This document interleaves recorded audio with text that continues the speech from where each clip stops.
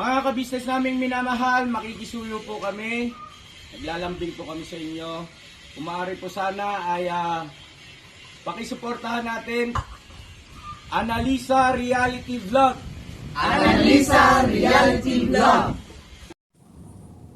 Hello mga kababayan, kumusta po, magandang buhay? Welcome po sa aking YouTube channel, Analisa Reality Vlog.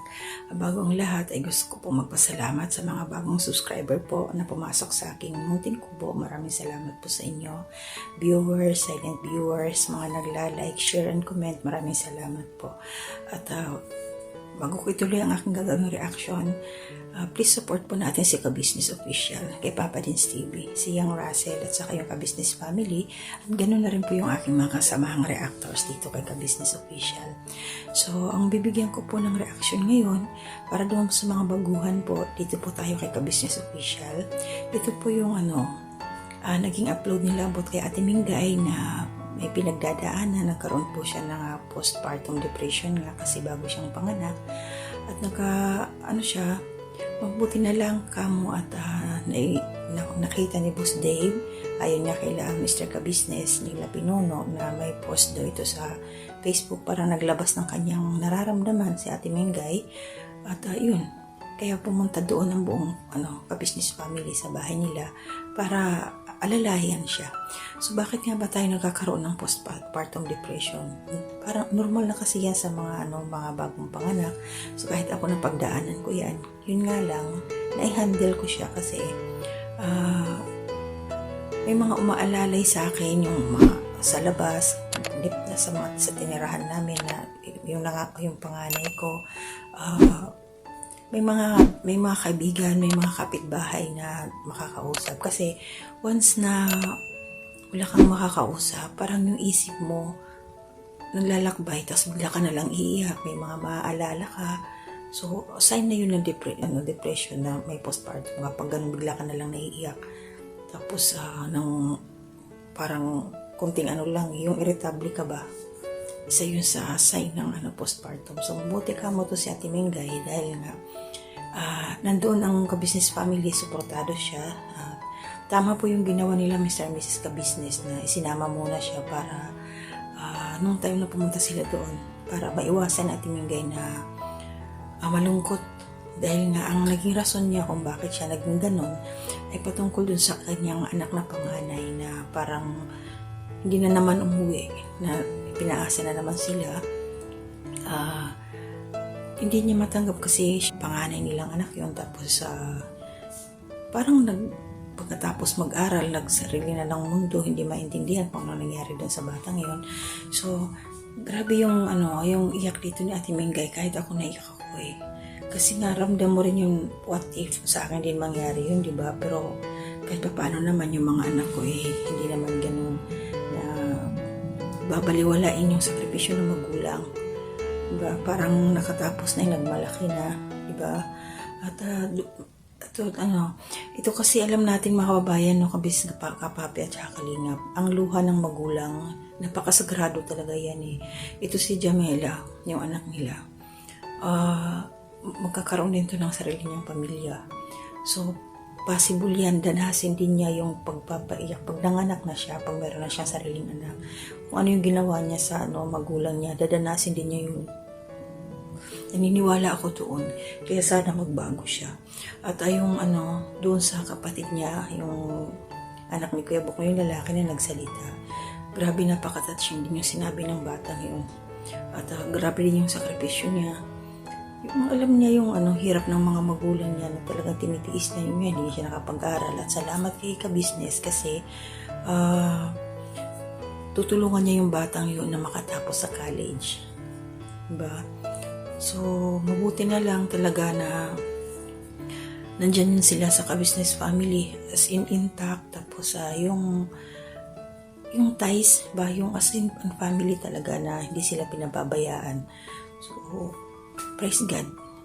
Sa Ate Mingay, pagpagaling ka, yung sugat mo, alagaan mo. Kasi sabi mo nga, bumuka. Alagaan mo siya. Kasi nangyari din sa akin, bumuka din yung sugat ko. Parang parang naglaway. Pero yun, betadine lang. Tapos maligo, nililinisan ko, betadine lang hanggang sa matuyo na. Yun nga lang, nagkaroon ng scars. parang centipede, makapal. Yun talaga pag cesarean. Habang buhay nang dadalhin yan, parang gano'n din ako. Yun, Ate Mingay, magpalakas ka, huwag masyadong dibdibin. Yung anak mo na nasa tamang edad naman na yun siya. Darating din yung tamang panahon na ma-realize niya kung ano man ang nangyayari sa kanya ngayon. Huwag natin siyang i-judge kasi hindi natin nakikita kung ano yung nangyayari dun sa batang yun. Darating din yung tamang panahon, pagpili lang natin, sana dumating siya, magpakita at maliwanagan kung ano man ang kanyang at saka kung mayroon man siyang problema, mas lalong kailangan niya ng pamilya. Mas lalong kailangan niya. Huwag niya, kung mayroon man siyang problema sa trabaho niya, kung ano man ang mayroon mang humahawak sa kanya, gumawa siya ng paraan na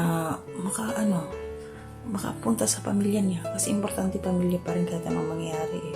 Damang-dama kita, Ate Mingay, sa nangyayari sa iyo. At yun lang, lahat naman tayo kasi nagdaan sa mga ganyang mga postpartum depression. So, mas maganda dyan, exercise, yung dahan-dahan lang, inom ka lagi ng tubig para ma-refresh yung katawan mo. Tapos, para hindi ka mairita, ay kailangan, nakakatulong, Ate Mingay, yung huwag kang magsusuot ng masisikip na damit para maliwalas yung pakiramdam mo, hindi ka iritado. Kailangan presko, hindi ka may init. Alam mga kabayan, pasensya, naputol ako kanina kasi may tumawag. Ayun na, Ate Mingay, message ko para sa'yo. Huwag mo masyadong huwag kang mag-isip ng mga mabibigat na mga problema. Yung tungkol sa anak mo na sabi nga ni Kuya Buknoy, parang nung hindi ka pa nanganganak, parang ayaw niya na mayroon kayong nagpuntis ka ulit, na may baby na kayo ngayon. Kapatid niya rin yan, di ba? Dapat magpasalamat nga siya at mayroon pa siyang kapatid. Mas maraming kapatid, mas masaya. O, di ba? Naawa ko kay Kuya Buknoy, umiyak din siya. Iba-iba kasi yung yung nagdadaanan natin sa buhay. Katulad ito nga si Jamela. Ayan, nabanggit niya yung iba-iba talaga yung mga tao. Okay, so Ate Mingay, ganun na lang po. Hanggang dito na muna aking gagawin reaction video. Magpagaling ka. Huwag ka masyadong mag-isip ng negatibo. Mag-pray. Kumain ka para lumakas ka kaagad.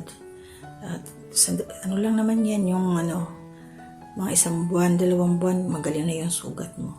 Maraming nagmamahal sa'yo, nandyan yung buong ka-business family, nandyan yung pamilya mo. Kaya laban lang, Ate Mingay.